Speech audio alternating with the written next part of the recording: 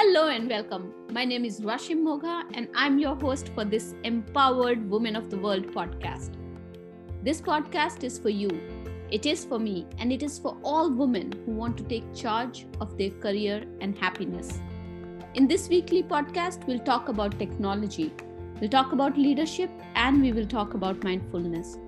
We'll talk about how you can discover, visualize, and actualize your success, whatever that means to you. We will also talk about our common opponent, the conscious and unconscious bias which we deal with on daily basis.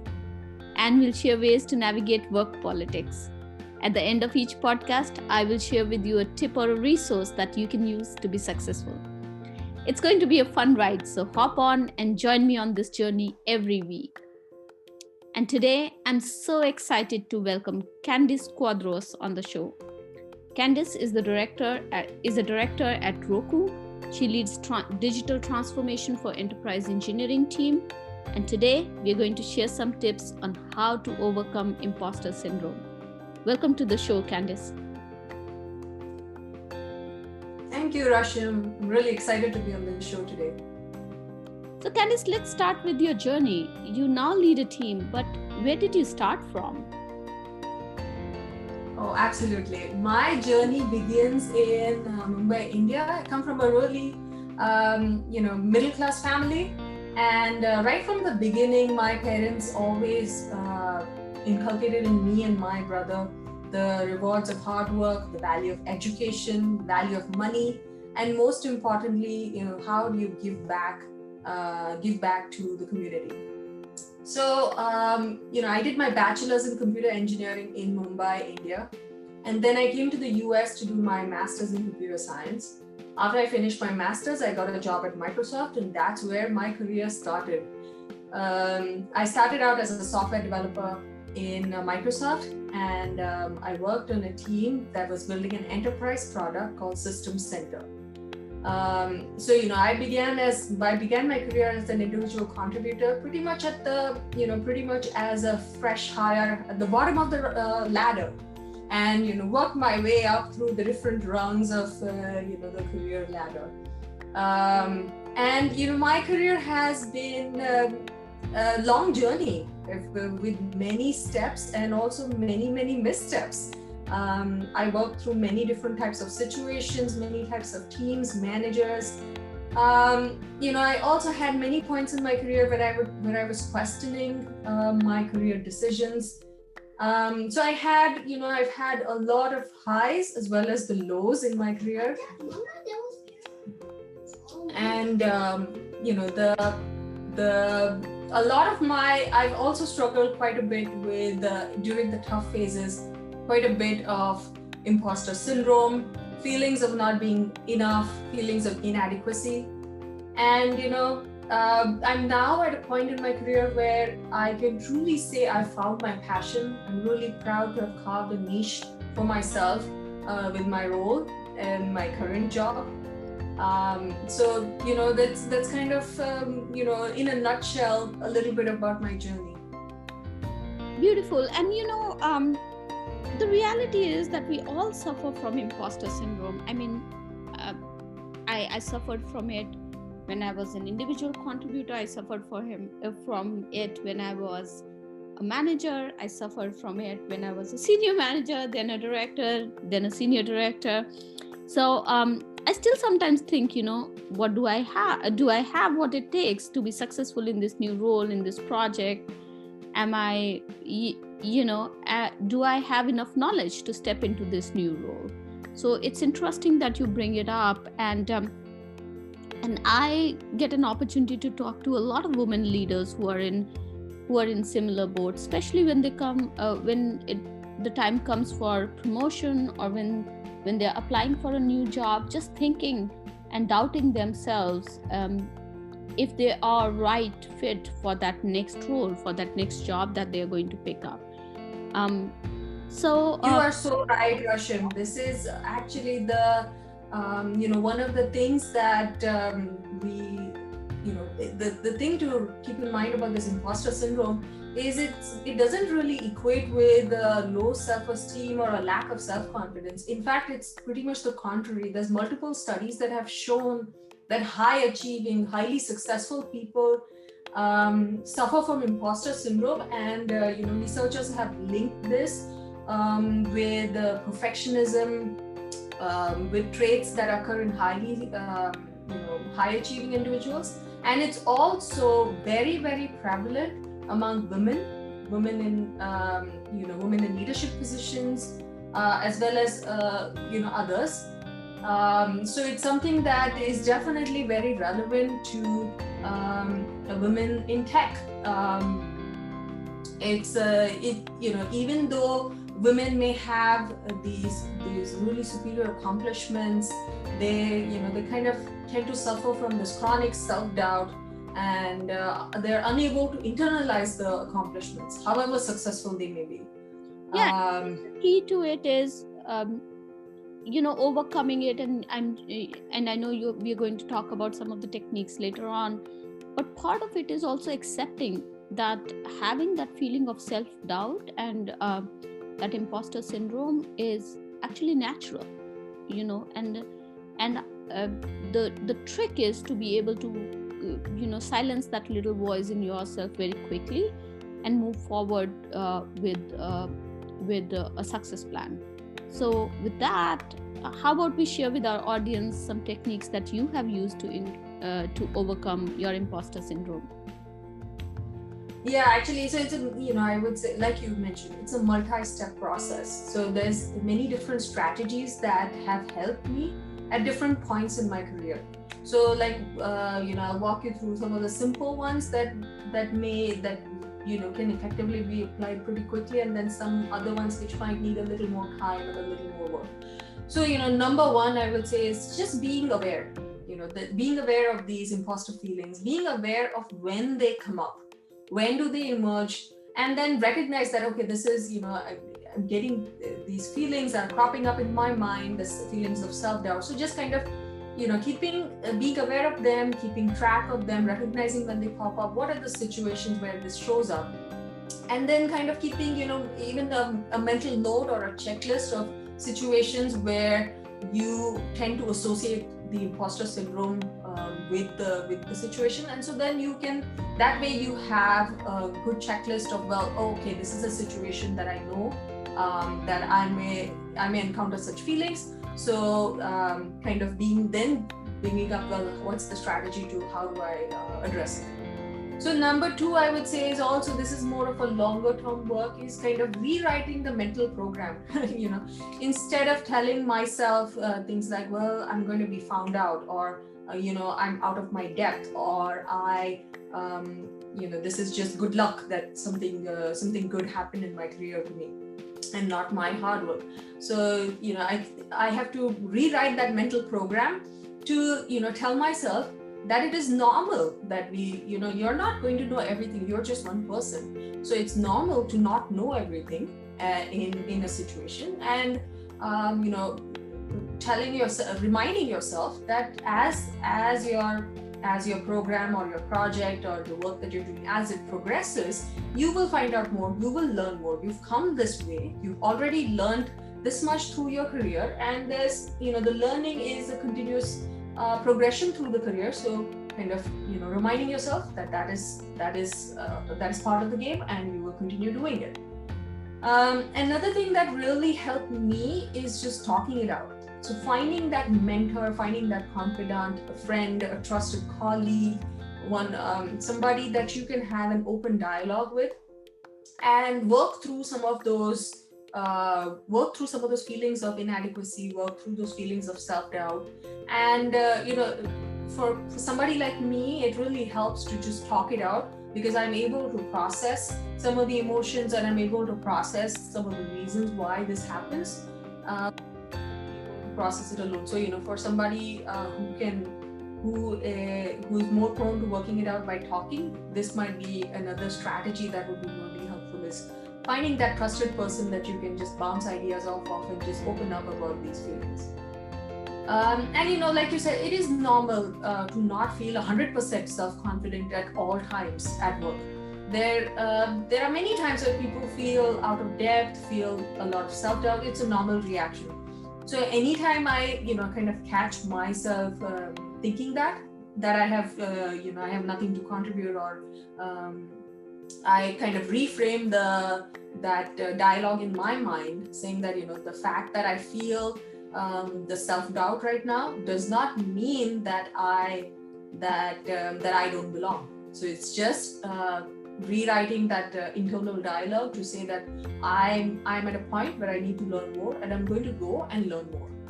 So also, failure is a part and parcel of life. Failure is a part and parcel of career. Reframe failure as a learning opportunity. Don't feed your self-doubt with the failure as another thing that adds to the imposter syndrome. But always do a retrospective when a failure happens.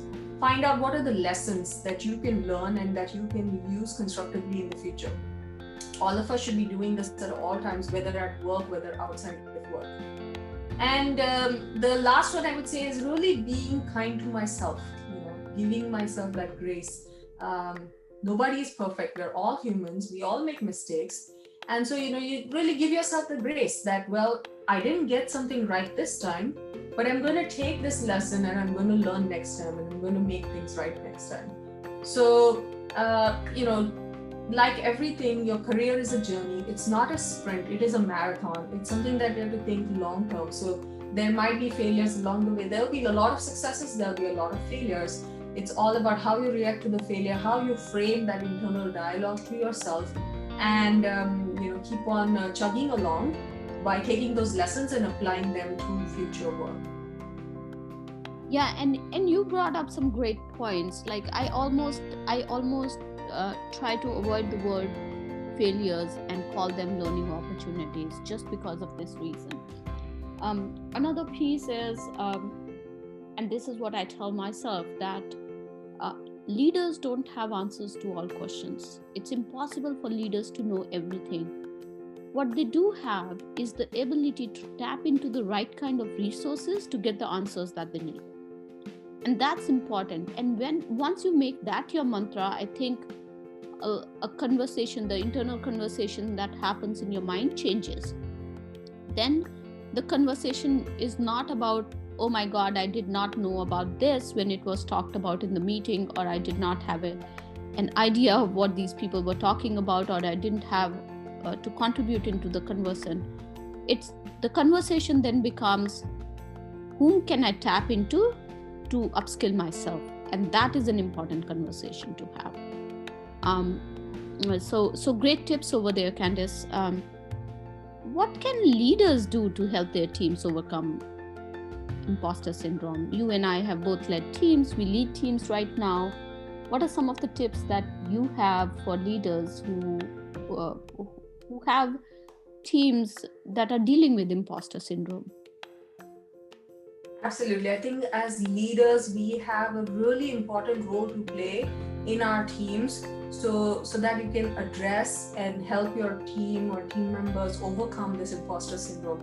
And the biggest one, I would say, number one, is really fostering psychological safety in the team.